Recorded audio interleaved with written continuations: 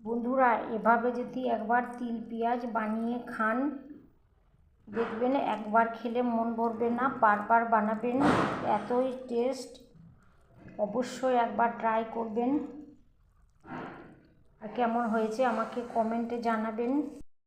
আসসালামু আলাইকুম, রূপার রান্নাঘরে সবাইকে জানাই স্বাগত। আপনারা সবাই কেমন আছেন? আলহামদুলিল্লাহ আমি খুব ভালো আছি। চলে এলাম একটা পেঁয়াজ ভাজার রেসিপি নিয়ে।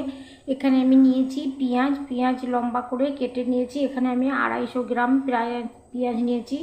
আপনারা আপনাদের পরিমাণটা বাড়িয়ে নিতে পারেন। প্রথমে আমি হাঁড়িতে জল দিয়েছি, জলটা ফুটছে। ফুটন্ত জলে পেঁয়াজ দিয়ে দিচ্ছি। ফুটন্ত জলে পেঁয়াজটা দিয়ে আমি পেঁয়াজ একটু নরম করে নেব, সেই জন্য প্রথমে একটু পেঁয়াজটাকে আমি ভাপিয়ে নিচ্ছি। 1 মিনিট ভাপিয়ে নেব। আমার পেঁয়াজ ভাপানো হয়ে গেছে।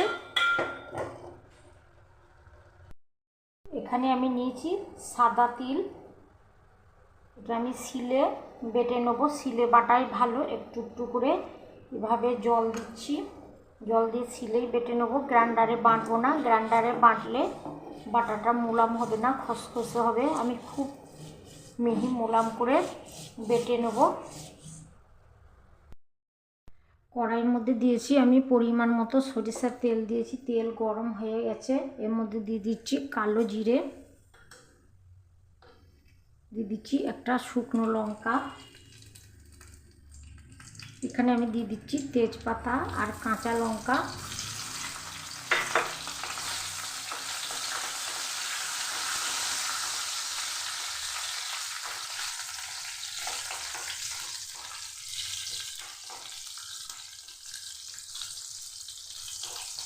এবার আমি দিয়ে দিচ্ছি তিল বাটা।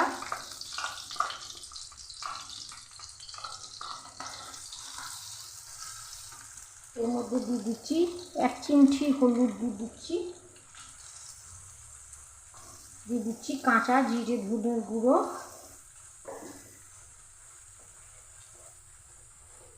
খুব ভালো করে সমস্ত কিছু একটু কষিয়ে নিচ্ছি। গ্যাসের ফ্লেমটাকে মিডিয়াম করে দিচ্ছি।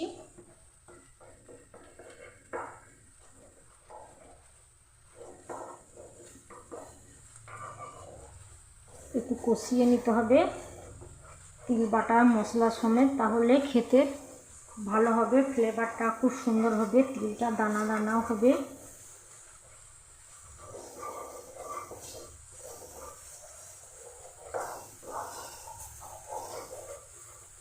তিলে থেকে আমার তেল ছেড়ে দিয়েছে, মশলার তেল ছেড়ে দিয়েছে, মশলাটা ভাজা হয়ে গেছে। এবার আমি দিয়ে দিচ্ছি সেদ্ধ করা পেঁয়াজ।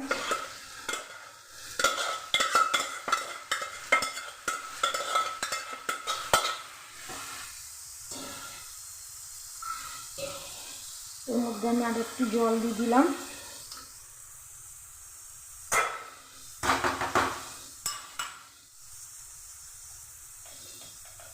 দিয়ে দিচ্ছি স্বাদ মতো লবণ।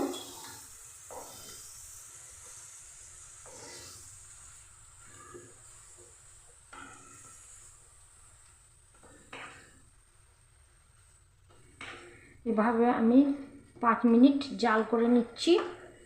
গ্যাসের ফ্লেমটাকে মিডিয়াম রেখে ফিরে এলাম 5 মিনিট পর। এবার আমার তিল পেঁয়াজ মাখা মাখা হয়ে গেছে। আমি এবার এভাবে কিছুক্ষণ জাল করে লাল করে ভেজে নেব।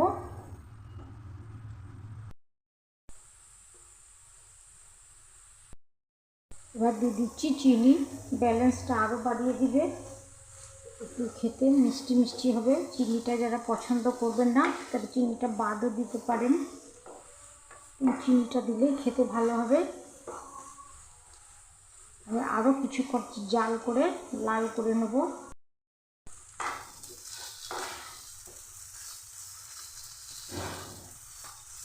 এবার আমার কড়াই থেকে উঠে চলে যাচ্ছে।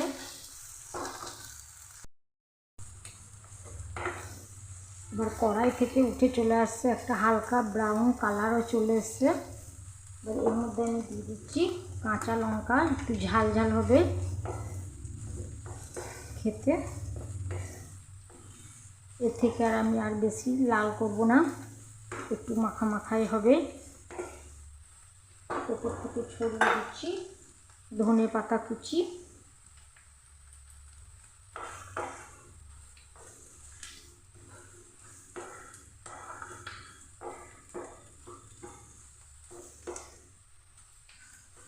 আমার ভাজা হয়ে গেছে, আমি প্লেটের মধ্যে তুলে নেব।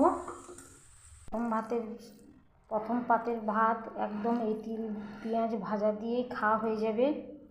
সঙ্গে যদি থাকে একটু পাতলা ডাল, দেখবেন মাছ মাংস ছেড়ে এটাই খাবেন। অবশ্যই একবার ট্রাই করবেন, আর কেমন হয়েছে আমাকে কমেন্টে জানাবেন। সবাই ভালো থাকুন, সুস্থ থাকুন। আজকের মতো আসি, আল্লাহ হাফেজ।